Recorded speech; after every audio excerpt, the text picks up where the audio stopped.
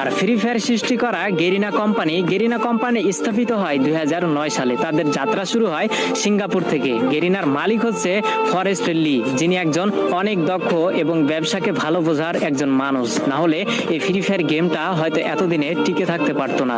তো 2009 সাল থেকে গেরিনার যাত্রা শুরু হলেও তারা কোনোভাবে কোনো গেমে সাকসেস পেল না, সবকিছুতেই তারা ফেল হয়ে গেল। একের পর এক ভিডিও গেম রিলিজ করেও মানুষের মন জয় করতে পারছিল না। তো 2014, 15, 16 সালে গেরিনা বেশ কয়েকটি গেম মানুষের সামনে উপস্থাপন করে, কিন্তু এত পরিমাণ ভালোবাসা এবং এত পরিমাণ জনপ্রিয়তা পায়নি গেরিনা কোম্পানি ওই অন্য গেমগুলোতে। কিন্তু সবকিছুতেই একটা টার্নিং পয়েন্ট থাকে, যেটা 2017 সালে গেরিনা কোম্পানিকে তাদের মোড় ঘুরিয়ে দিয়েছিল।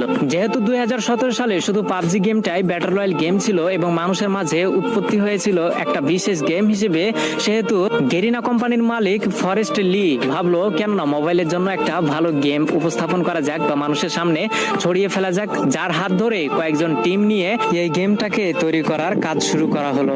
2017 সালে সর্বোচ্চ ব্যবহৃত গেম হচ্ছে পাবজি এবং সবার মাঝে জনপ্রিয়তা পায় পাবজি, কিন্তু কম্পিউটারের মাধ্যমে। ফোনের মাধ্যমে এই পাবজি গেম এতটা জনপ্রিয়তা পায়নি। সেই সুযোগটাকে কাজে লাগিয়েছে গেরিনার কোম্পানির মালিক ফরেস্ট লি তৎক্ষণাৎ ভেবে উঠলো যে মোবাইলের জন্য একটা গেম তৈরি করা যাক, যে গেমটি অনেক কম দামি ফোনেও যেন সাপোর্ট খায়। তো যার জন্য কয়েকটি টিম গঠন করে গেরিনার কোম্পানি ফরেস্ট লি কাজ করা শুরু করলো। 2017 সালের প্রথম দিকে এই ফ্রি ফায়ারটাকে তৈরি করা শুরু করলেও 23 আগস্ট 2017 সালে এই গেমটাকে পুরো বিশ্বে ছড়িয়ে দেয় গেরিনা কোম্পানির মালিক ফরেস্ট লি, যেটি একটি সিঙ্গাপুর কোম্পানি এবং সিঙ্গাপুর থেকে এর হেডকোয়ার্টার এবং পুরো গেমটাকেই পরিচালনা করা হয়। তো 2017 সালে যখন সাধারণ মানুষ সাধারণ ফোনে এই গেমটাকে খেলতে পারতো, তখন পাবজির জনপ্রিয়তা ধীরে ধীরে কমতে শুরু করলো এবং যেহেতু কম দামি ফোনেও ফ্রি ফায়ার গেমটাকে খেলা যেত, যার জন্য সবাই এই ফ্রি ফায়ার গেমে ঢুকে পড়লো। তার দেখা দেখি পাবজিও 1 বছর পরে তাদের মোবাইল ভার্সন বের করলো, কিন্তু অনেকটা দেরি করে ফেলেছিল পাবজি, কারণ সাধারণ মানুষের মনে এই ফ্রি ফায়ারটা অনেকটাই জায়গা করে নিতে পেরেছিল। তো পুরো বিশ্বে ফ্রি ফায়ার গেম এমন এমন রেকর্ড গড়েছে যা হয়তো আগামী বছরে কোনো গেম এই রেকর্ডগুলোকে ভাঙতে পারবে না।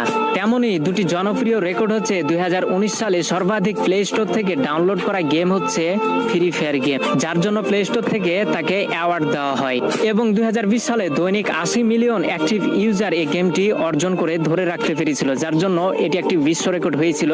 আর ফ্রি ফায়ার